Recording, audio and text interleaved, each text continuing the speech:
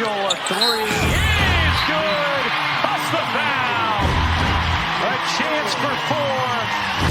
Only three to shoot. Gonna have to make something happen. Clark through the lane, reverses it in. Post feed. Boston.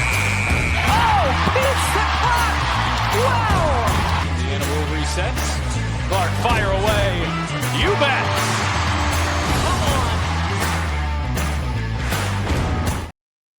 Hello, Fever fans. Welcome back to the Pacers Fever Show, your home for all things Indiana Fever. On tonight's episode, we break down a frustrating and disappointing collapse at Gainbridge Fieldhouse on Thursday night as the Fever fall to the Los Angeles Sparks. Without Caitlin Clark in the lineup, Indiana struggled to find any kind of offensive rhythm and once again failed to close things out in a late winnable game. This team continues to show flashes, but when the pressure mounts, execution has broken down. And we'll dive into what went wrong down the stretch and how they can try to muster up some of these fourth quarter performances that they're going to need to be able to compete this year in the WNBA. We'll talk about how much Clark's absence exposed lingering offensive issues that we've talked about in past episodes. It's a loss that stings and one that raises questions about the team's ability to compete in these key moments. Let's talk about it right now on the Pacers Fever Show. Game 15 was tonight at 7 o'clock at Gainbridge Fieldhouse. I'm recording this on Thursday, just after the game. The NBA draft is currently going on. Came in here to do a quick record so that way, why did I say it like that? But we're recording so that way we can get this out there and preview a little bit of the Dallas Wings game that is coming up tomorrow night. The Fever will head to Dallas after this loss, and we'll play back-to-back against Paige Buchers and that team in Dallas that has been playing a lot better basketball. So Indiana really needed to come back home. They needed to get right, and a lot of things continue to happen that are out of the Fever's control, and I think that had an impact on tonight's game and will have an impact as long as Caitlin Clark is sidelined. So we're having to have a lot of discussions early on in this season about Caitlin Clark and her availability. It's been really tough. I mean, it's been a tough going for the Indiana Fever when it comes to injuries. I mean, I feel like every time we jump on here, we're talking about something new that has happened. And we continue to look for answers when it comes to replacing these players that are having to miss time on the court. And again, we're having to do that. Caitlin Clark, again, announced that she had a groin injury, and Stephanie White said that they would take it day to day. And it looks like she will miss at least the foreseeable future. And they will assess between each game what that looks like. There were moments, and I don't know if they really ever pointed to a specific moment when Caitlin went down with this injury or how it occurred. I know that there were some videos online that were circulating that were like, is this the moment? Because she was kind of stretching out her groin area or her leg before that Valkyries game. And it didn't look comfortable when she was moving around. And then in the Seattle game, I think people really started to take note of the fact that when she got up from a couple of falls to the floor, that she seemed to be laboring a little bit. You just wonder how long she's been dealing with this after that quad injury, if the quad injury kind of lingers and wraps up into this groin injury. I mean, that's once you get into a leg injury, it can affect so many different places on the body. And so you wonder just how much Caitlin's been dealing with this. And if it's a sign of why she's been struggling to shoot the basketball since she's really returned to the starting lineup. And we'll talk about her struggles leading up to the Dallas Wings game. I'm not sure if she's actually going to play. I doubt that she would play in that game, but we will see. The Fever are in a really tough spot right now because they've not been playing good basketball. Tawana Bonner now gone from the team. Dantas is now with the Brazil team playing in an international tournament, and they are looking for answers. Ari McDonald did make an appearance in practice and did play in this game tonight. So it was a quick turnaround. She'd been playing with the team, a week or so ago before they had to let her go because Caitlin and Sophie came back. They had to wait that 10-day window in order to bring her back. worked out in the Fever's way of like DeWanna Bonner left, so that left an open hole in the roster.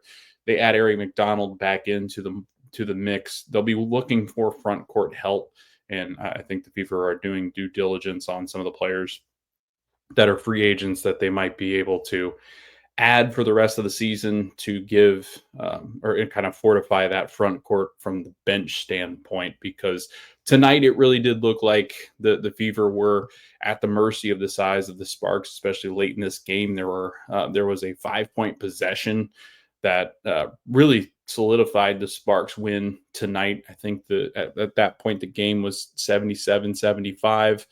The Sparks go on a 5-point possession off of a missed free throw. They get a rebound, they get an and one, and that sealed the deal, and it made it 82-75. Fever not able to come back. It was around 40-second mark that happened.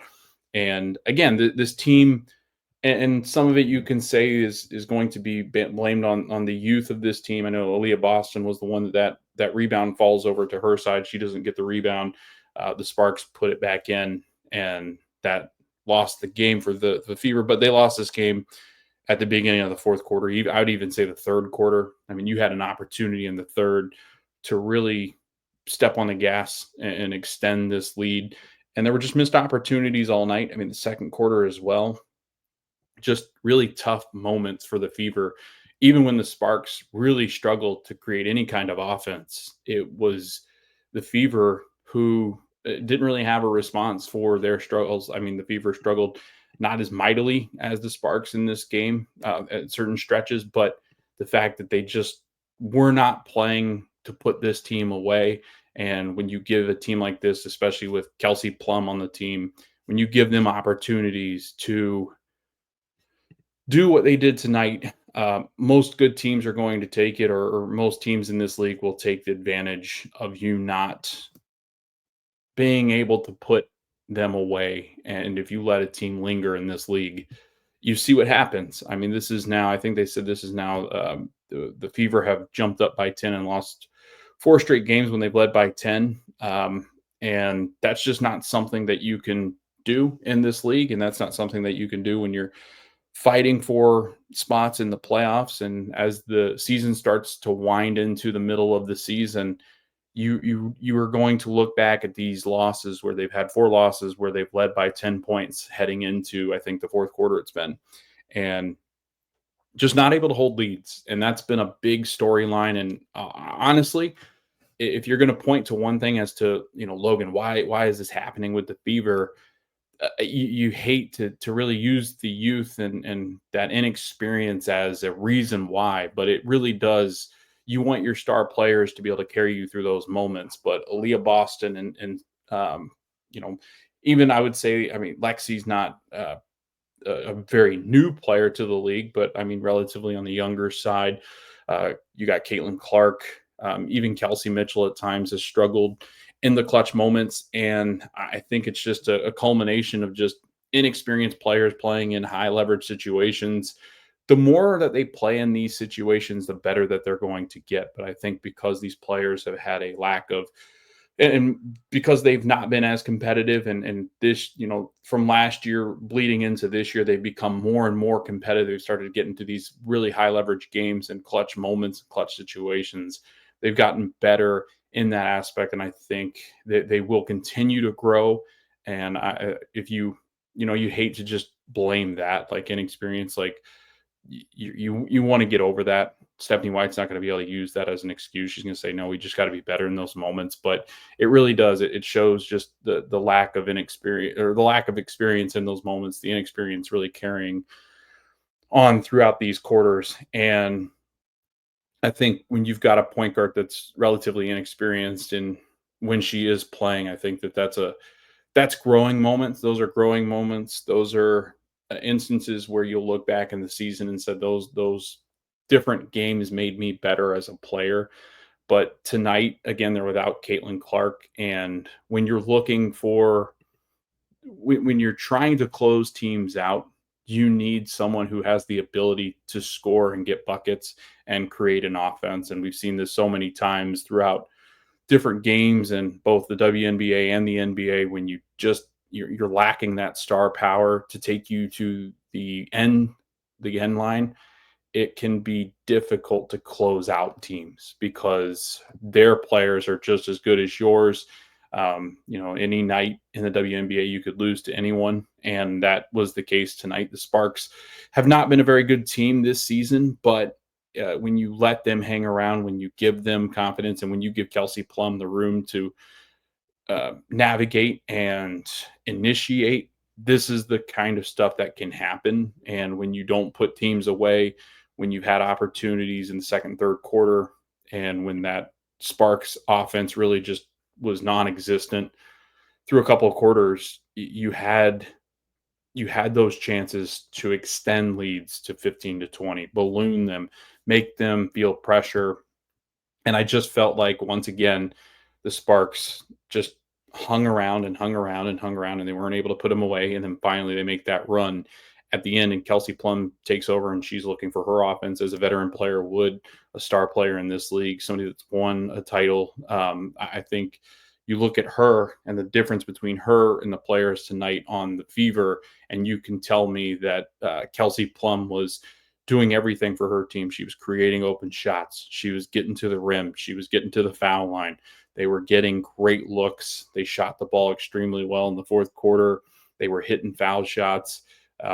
They just created problems. They were getting rebounds, and they just wanted it more in that fourth quarter, and that ends up being the difference in this game. And I think that when you look back at this, and when you look back at a couple of other games now that they've dropped, you really don't want to be at the end of it. You don't really want to be at the end of your season looking back at these games, and you're in the 8th or 7th spot going, man, I wish we'd won 4 or 5 of those games. That could be the difference between getting up there into the middle of the pack or even home court advantage. I mean, if the Fever start to play well and really start to roll, it could have been the difference between the 4 and 5 seeds.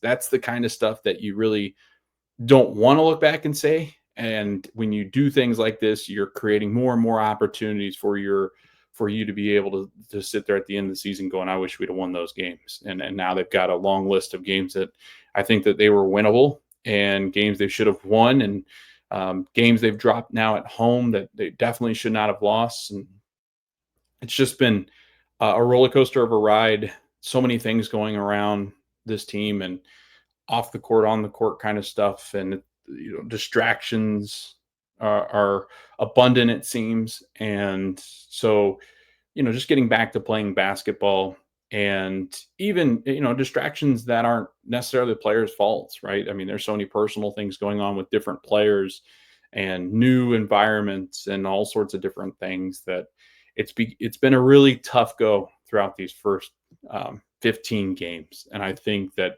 as time goes on, I think this team will be fine. But right now, you're in a really tough spot because you're going to go play a back-to-back game, and I don't give you a really good chance. Even though the Wings they've been better, but they're a team that struggled this season.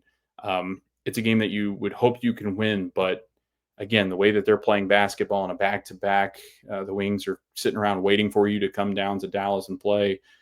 It's not looking good for the Fever. I could very well see this being a loss, and then you're looking at a 7-9 record. You're heading into the Commissioner's Cup, which, again, that can give you all the confidence in the world. You go out there and play a really good Lynx team. If you beat them somehow, or you stay competitive in that game, you lose a close one, I think that can be a momentum shifter. But early on in this season, I mean, you look at just the first 15 games, and it's not been, I think, what a lot of fans expected, even the players expected. I think they thought, that they'd have a winning record at this point, that they would start to be trending towards becoming that team that could challenge some of the top teams in the WNBA. And I thought they were you could put them in the conversation of third, fourth, fifth best teams early in the season, or previewing the season. A lot of people had the Fever in the top of the league and competing for a spot in the playoffs, and maybe a little bit of a run in the playoffs against some of these really good teams.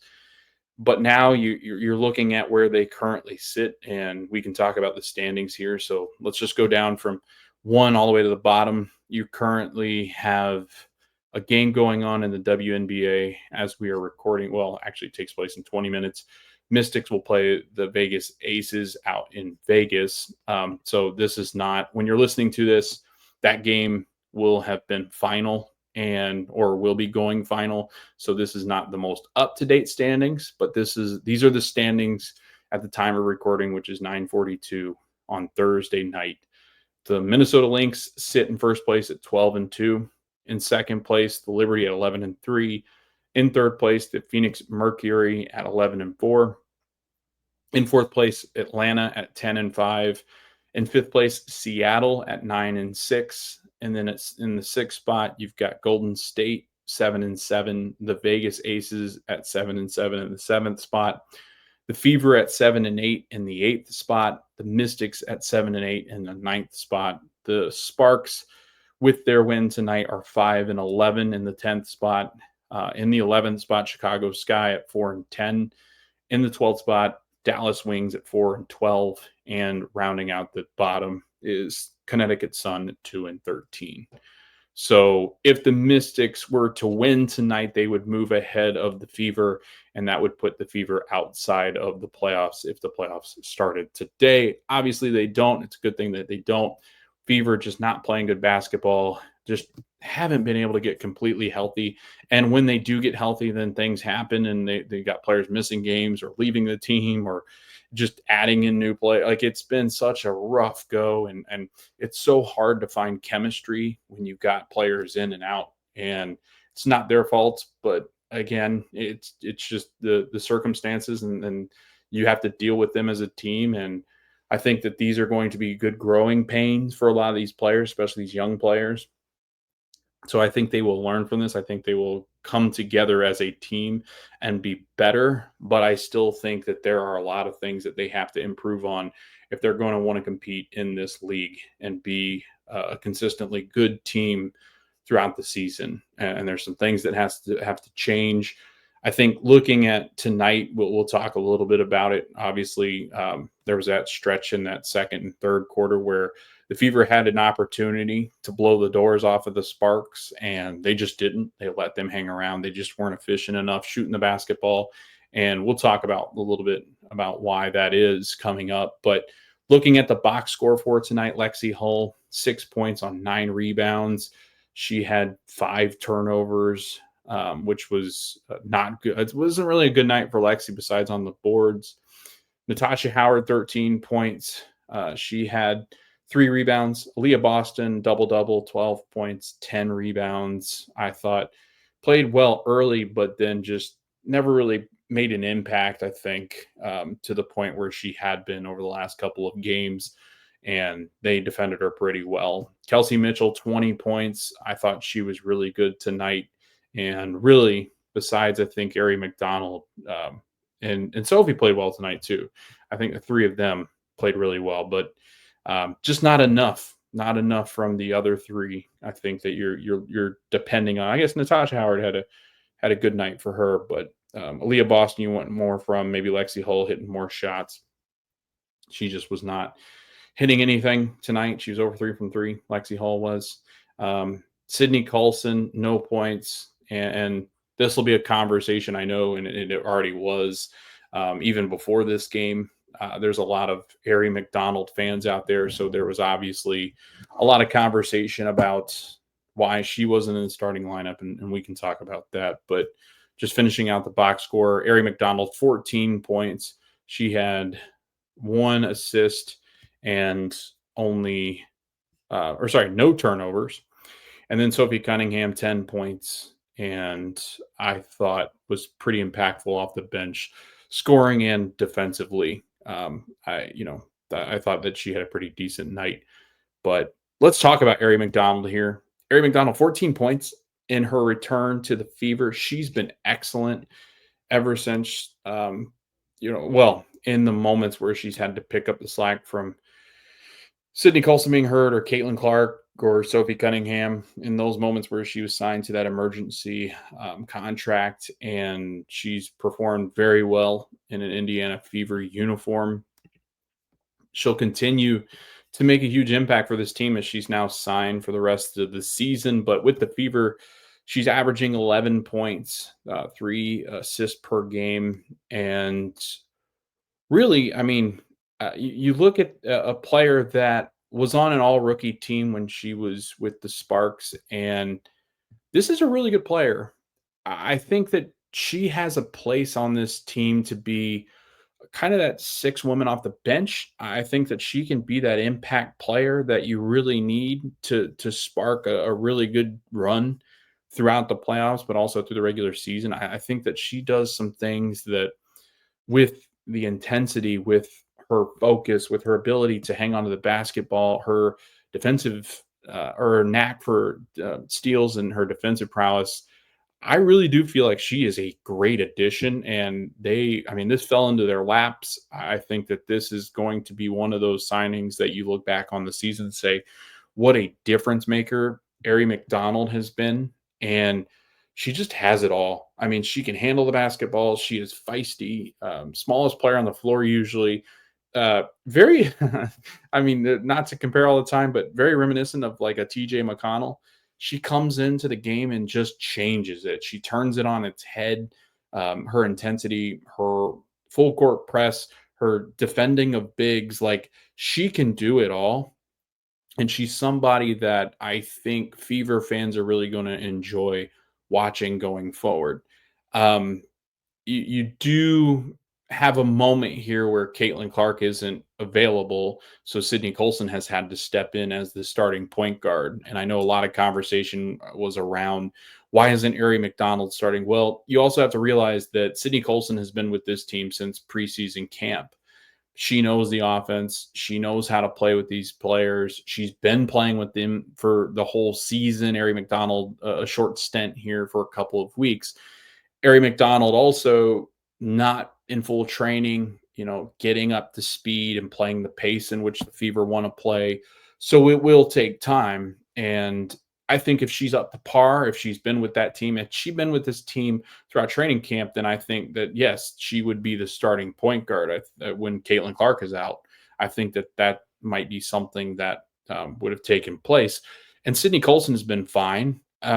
She's a good backup point guard. She's got the veteran leadership. I think she initiates the offense well enough, especially as a backup point. But again, she's not a starting point guard. Sydney Colson is not. And so there are some limitations there. But once Caitlin returns, I think the conversation will then shift to having two ball handlers, which is oftentimes what the Fever have. They'll have Kelsey Mitchell as a secondary ball handler when Caitlin doesn't have the basketball.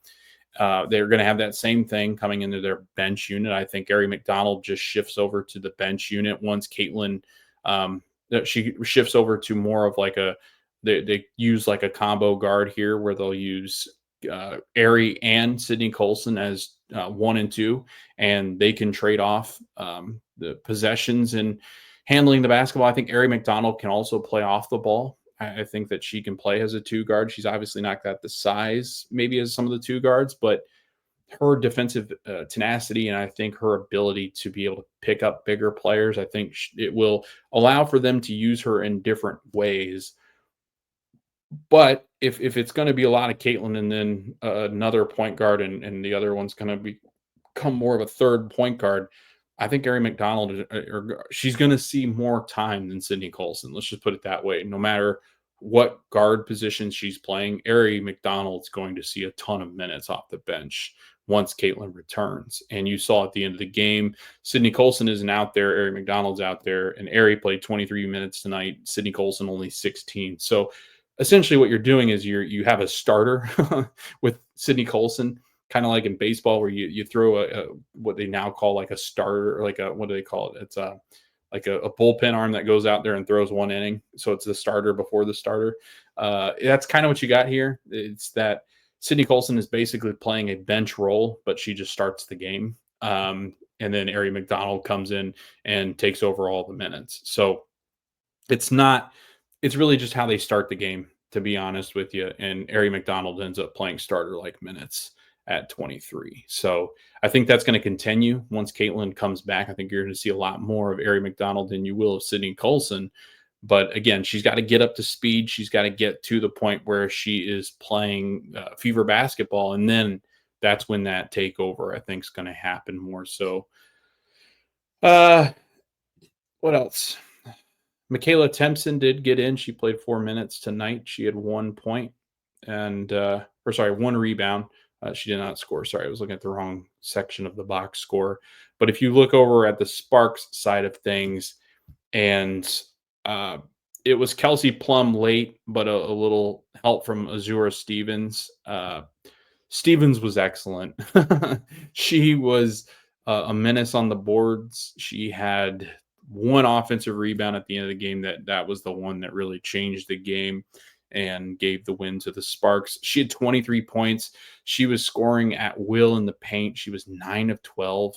And this is again where Aaliyah Boston typically struggles, is with bigger and physical players in the post. And that's what Stevens is. Stevens is a much bigger player as far as size. And she, I think Aaliyah, as she gets more experience, will be better in defending some of these bigs, but she's struggled with some of these women that are taller than her and have more skill and can really bully their way to the rim. And that's what Stevens can do. And she did it tonight, getting to the foul line as well.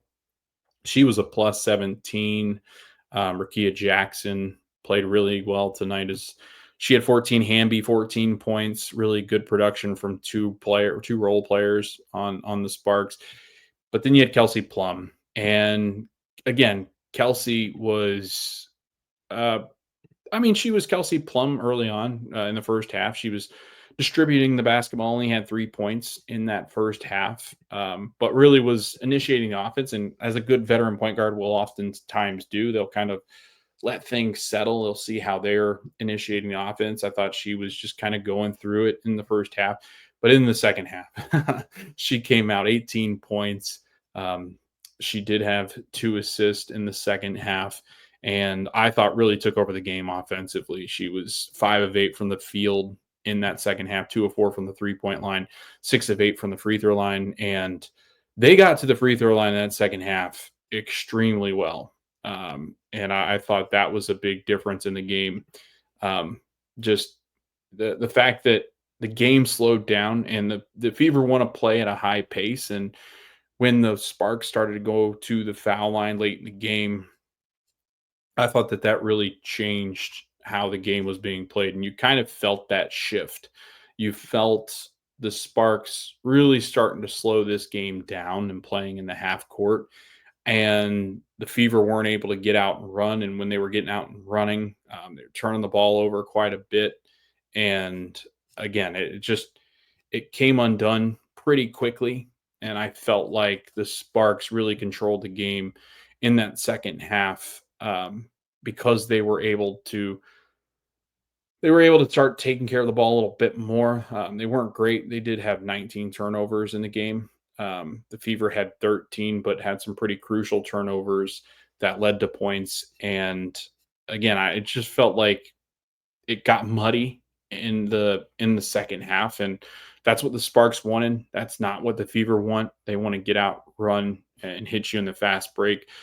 And that's kind of what you can see. They get that lead because early on, the Fever were getting out and running and getting their shots. They had 18 fast break points compared to the Sparks 4. But if you look at points in the paint, and that's where I think it really started to shift in the second half, where you started to see the Sparks get everything they want in the paint.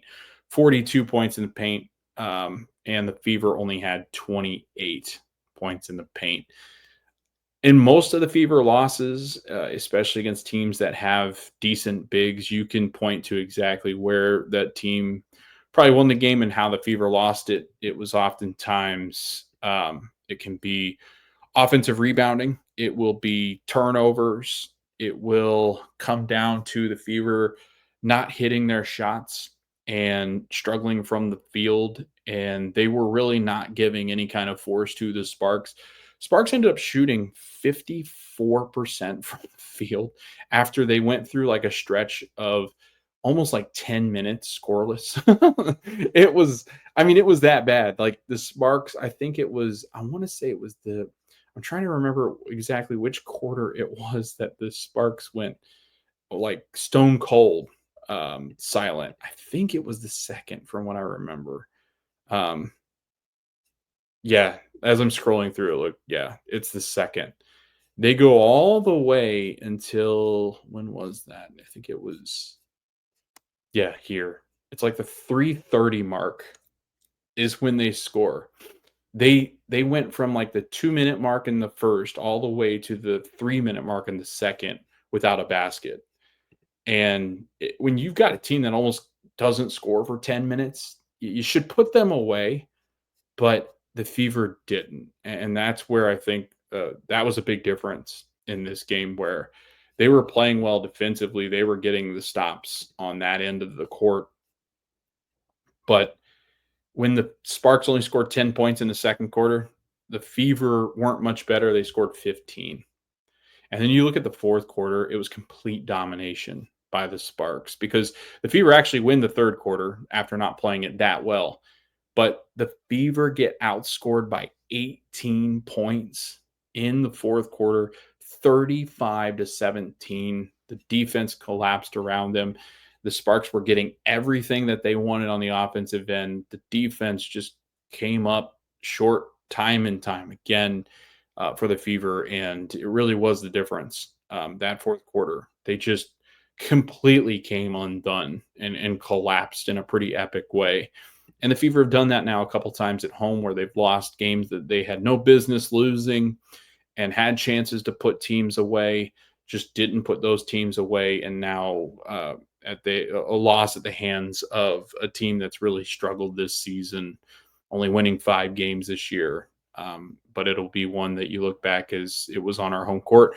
We had a 10-point advantage multiple times throughout the game, and barring an implosion in the fourth, we would have won this game.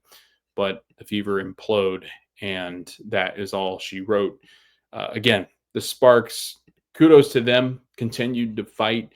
We're hovering at that 10-point deficit all night until about the fourth quarter, obviously.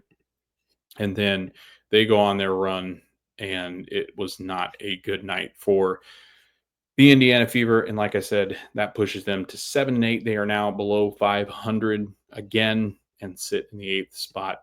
And it's not a good situation right now for Indiana. And they'll continue to look for answers.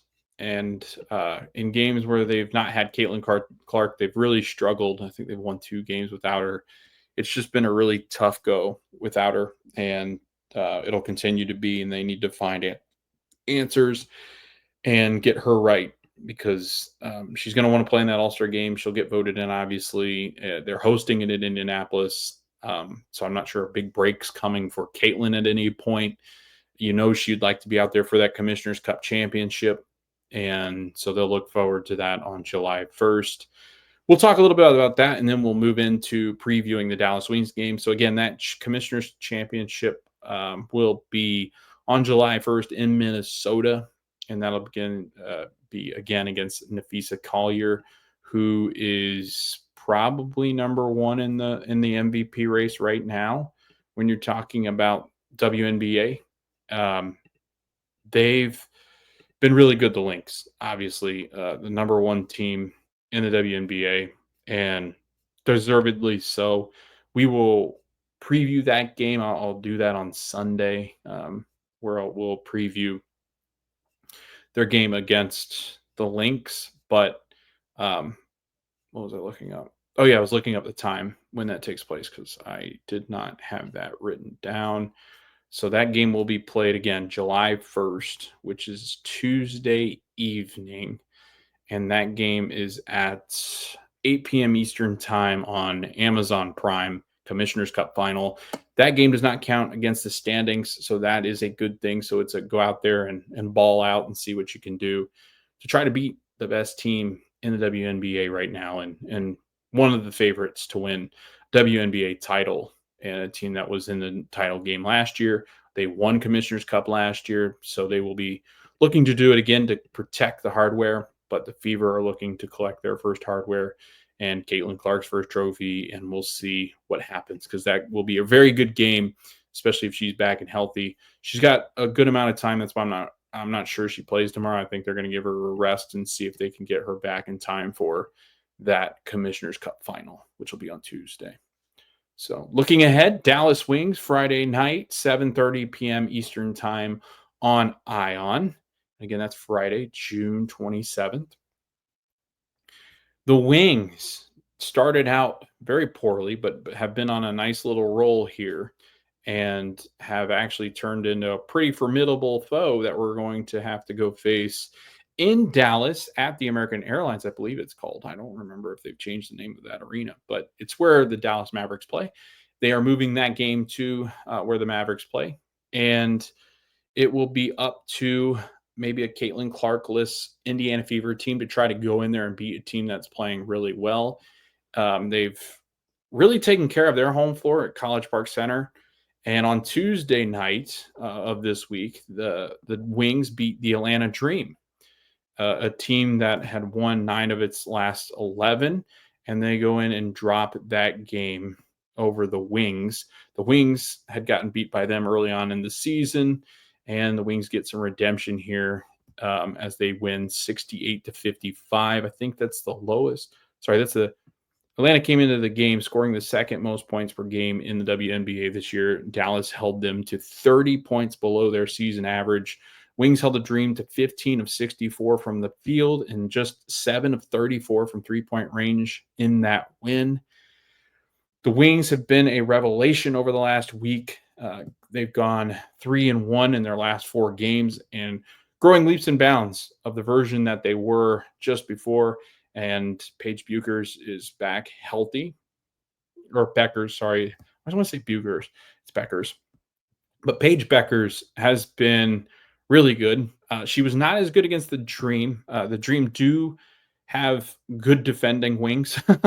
So I'm not shocked that she had hearts. I think Ryan Howard probably guarded her, and Ryan Howard's a monster on the defensive end.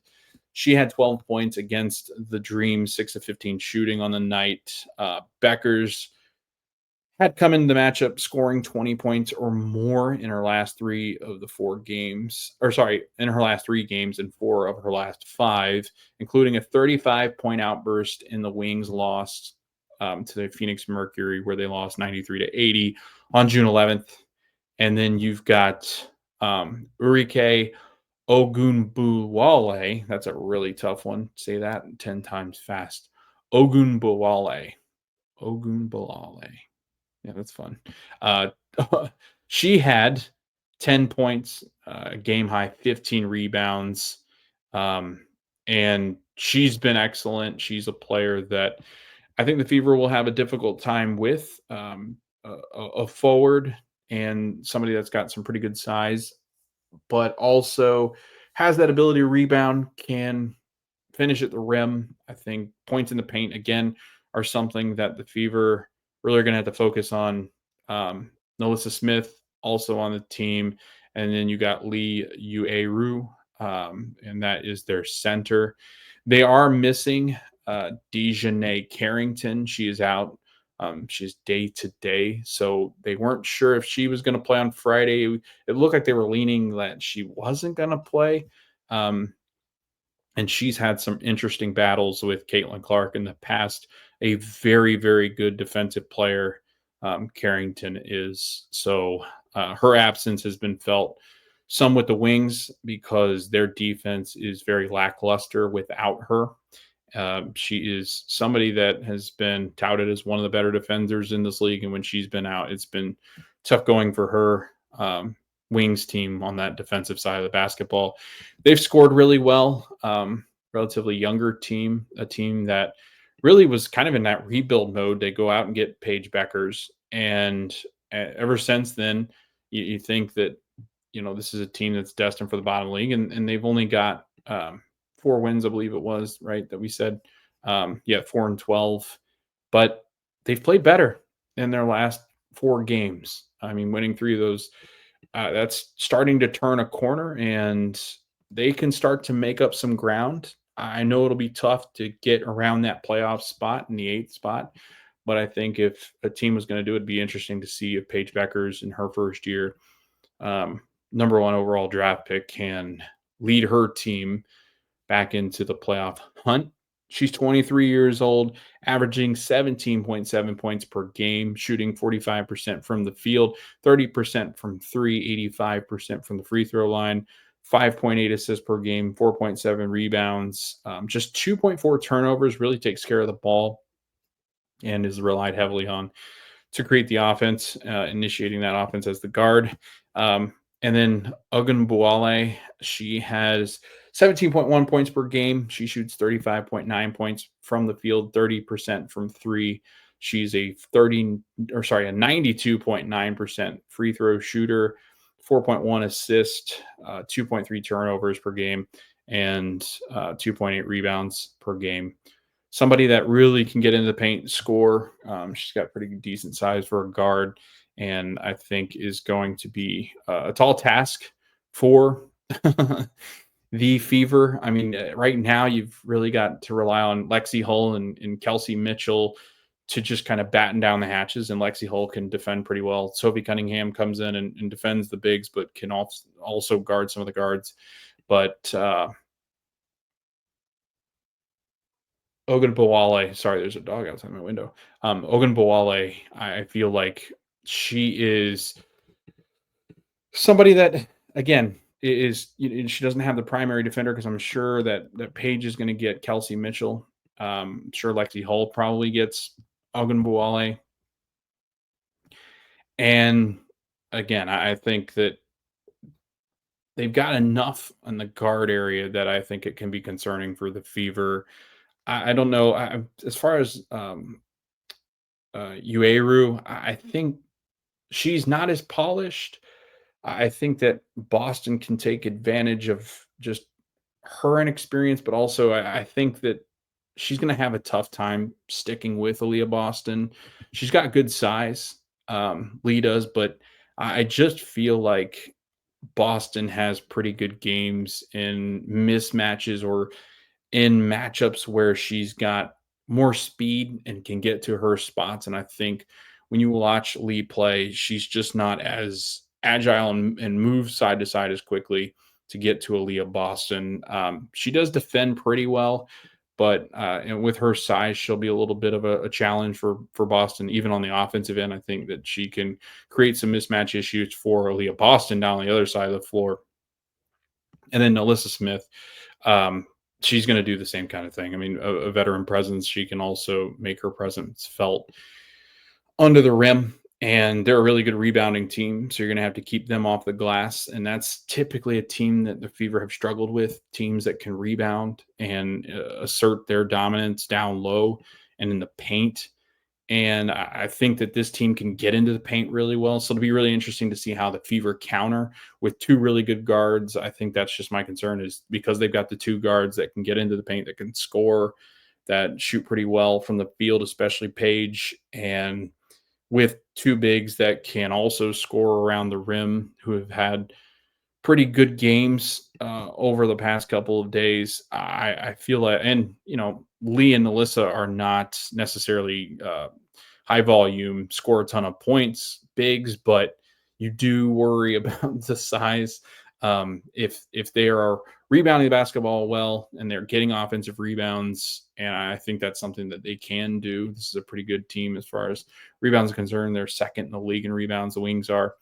You're looking at, I think, definitely a mismatch in the post area and in the paint. And I just, those are games, again, that the Fever have struggled with this season. So you wonder what they'll do. They'll need to box out. I mean, the Wings are 36.9 rebounds per game. That's just 0.2 off of the lead.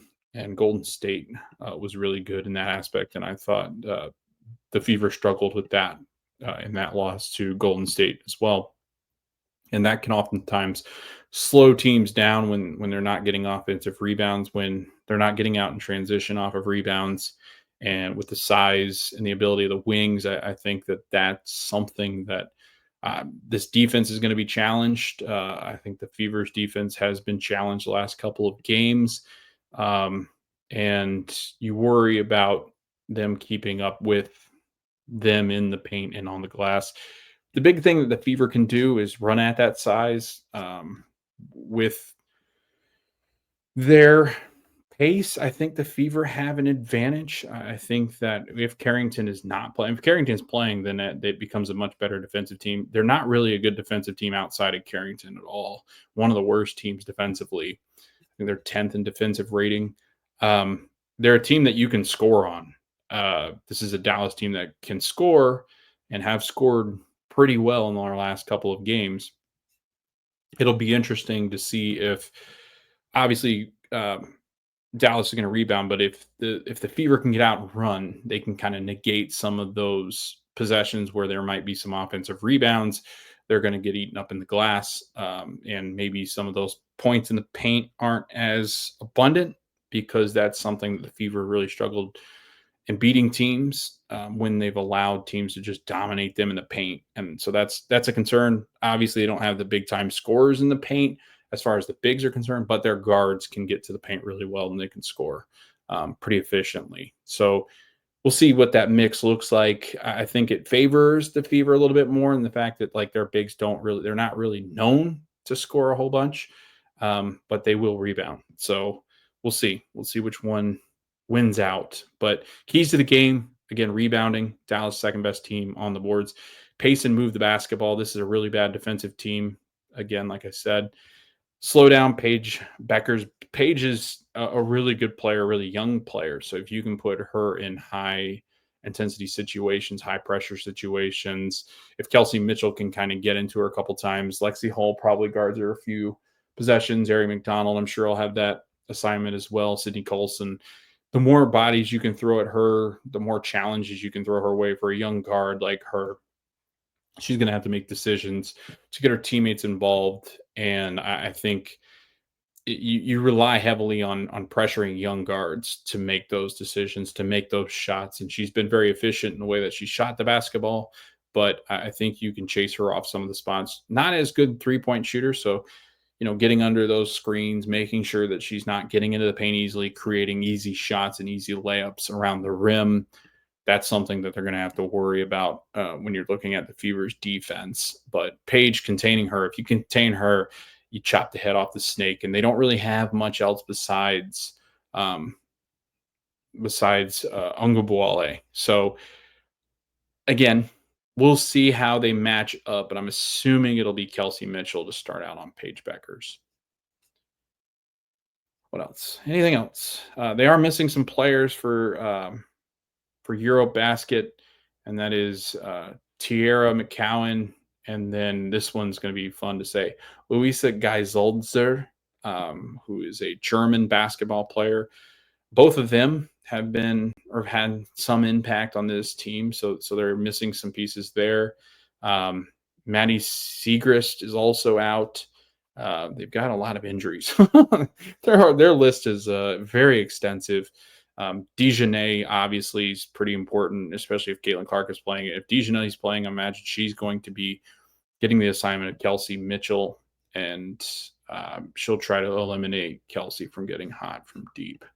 But overall, I think the Fever definitely have a lot of advantages against this team. They don't get a lot of scoring outside of Paige and Enrique. I wonder where they would go if Paige really is contained to 15, 13 points. I mean, I feel like the Wings would have a really tough time dealing with the Fever if the Fever can hang around and keep her right at that 17-point mark. Just because I don't know. I'd be interested to see if Ongumbuale can produce enough to kind of counteract a bad night from Beckers. So if you can defend Paige container, I think that's the biggest key to this game. Schedule coming up, again, looking at what the Fever have. Tuesday night, they will play the Lynx in the Commissioner's Cup Championship. And so that will be a $500,000 prize pot. And that will definitely be something that those players are enticed by. And then I think it's like $120,000 to each player cryptocurrency or something like that. which is crazy. I don't know how all that works. But then looking ahead past this Dallas game in the Commissioner's Cup on Tuesday, July 1st. July 3rd, they play Vegas. That's next Thursday at Gainbridge Fieldhouse. They've got a 5-game stretch at home. So this is where the Fever can really start to get right. They've had to play a lot of really tough games on the road, haven't had a healthy Caitlin Clark, then get her back healthy. That would be tremendous because this is a pretty good stretch to try to get some wins here because, again, Thursday, July 3rd, they play Vegas. Saturday, July 5th, they play the Sparks again at Gainbridge Fieldhouse at 7 p.m. Eastern Time on NBA TV. That Thursday game's on Prime Video, which will be against the Aces at 7 p.m. Wednesday, July 9th, they play Golden State at 12 p.m. Eastern Time? What in the world? Why is that in the middle of the day? On NBA TV at 12 p.m. Eastern Time on July 9th. Why is that? That's weird. Is that right? That's so strange. Why would it be on that time? Anyway, Friday, July 11th against the Atlanta Dream, 7:30 p.m. Eastern Time on Ion, and then Dallas again Sunday, July 13th at Gainbridge at 1 p.m. Eastern Time, ABC, ESPN Plus. So again, like I said, 1, 2, 3, 4, 5 games, 5-game home stretch that you have after the Dallas and Lynx game. A much needed return home those Fever are going to need.